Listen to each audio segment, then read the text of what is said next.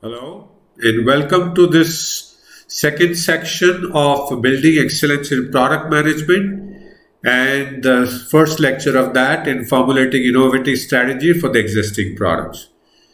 So, I'm Arun Singhal, your management coach and mentor with 40 years of experience in people development. So, what are we going to do in this section is to give you an in-depth understanding of how can we formulate innovative strategies for existing products to help you build excellence in product management. And specifically in this lecture, we will cover two things. What are these strategies that we need to formulate? And what is the definition? What do we mean by the strategy? What questions do we need to answer as a part of these strategies? Right? So, what do you think? What are the strategies that we need to formulate as a part of formulating innovative strategies for a product management function? Any thoughts? Okay. Before we take a look at these strategies, before I tell you what these strategies are, let's take a look at what are these strategies a part of. These strategies do not kind of stand alone in isolation. They're part of something. Now, what is it that they're part of? Let's look at it in the next slide. So these strategies are part of a marketing plan for a product, as you see on the left side of your screen. That marketing plan, a product manager spends formulating for about 3 months every year and implements in the remaining 9 months. And it's the Bible for a product management professional. So in this you see there are a couple of 6 strategies that you see here. Overall marketing strategy, brand positioning, product strategy, pricing strategy, sales and distribution, and price promotion and communication strategies. In addition to these 6 strategies, it also includes other essential information necessary to understand these strategies. Things like objectives, what are we trying to achieve, what are these strategies going to achieve as a result, and what is the background of this strategy that supports this strategy in terms of market structure and competition analysis. It also includes, the marketing plan also includes what action are needed to be implemented in the remaining 9 months as consequent to these strategies, and includes the cost of that and expected result and what is the P&L that looks like going to be achieved as a result of these strategies and action plan.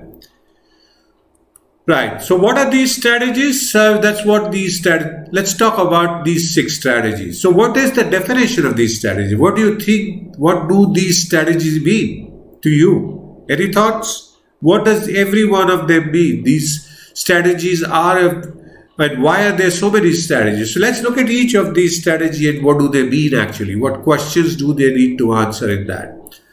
So these strategies basically are about answering questions about each of these. And these questions are like this.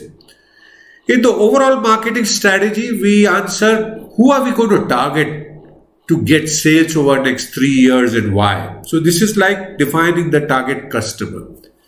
Second thing is a part of overall marketing strategy. We offer a very broad question. What's our overall competitive strategy?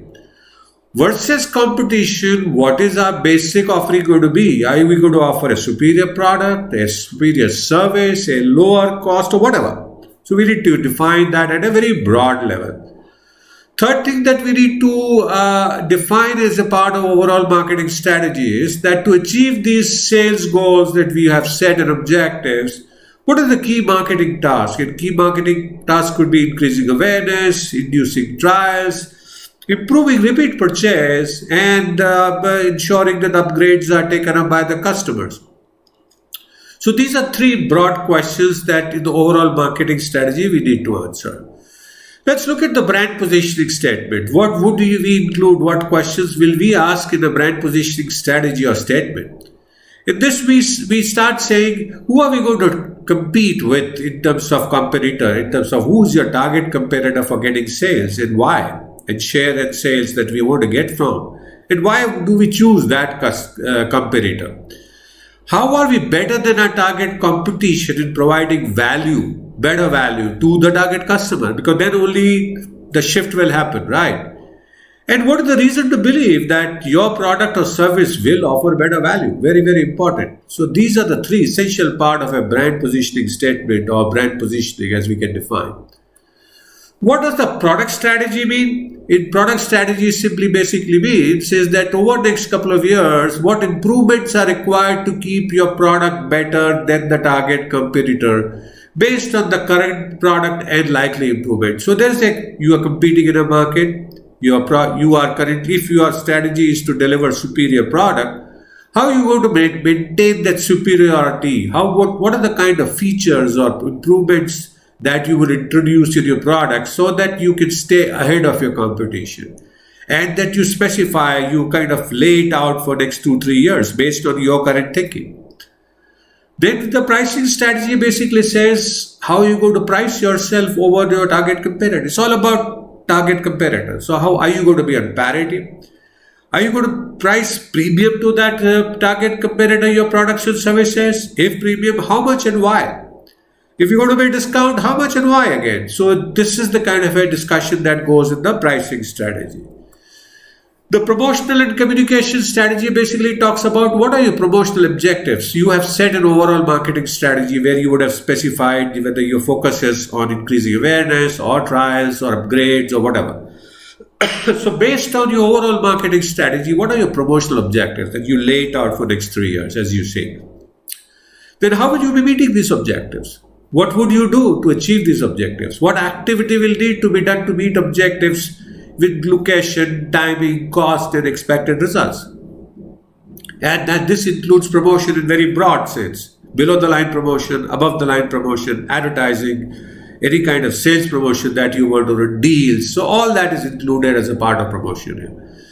As a part of the sales and distribution strategy or delivery strategy, what we include is how will we deliver products. If you are in FMCG, as an example given here, how many dealers do you have? And if you have chosen to deliver your product to your customer through your dealers, how many dealers do you have now? How many are working for you? How many chemists are there? How would you like to move forward on this number? Are you going to introduce any new innovative channel, etc., etc.? So basically, how would you deliver and distribute your product to your customer so that they can buy the product there? So that's the overall sense of what strategies are there and how will we define those strategies. So what are we going to do in the next module? We will start getting into looking at an overall approach to how can we formulate these strategies innovatively, right? Wonderful.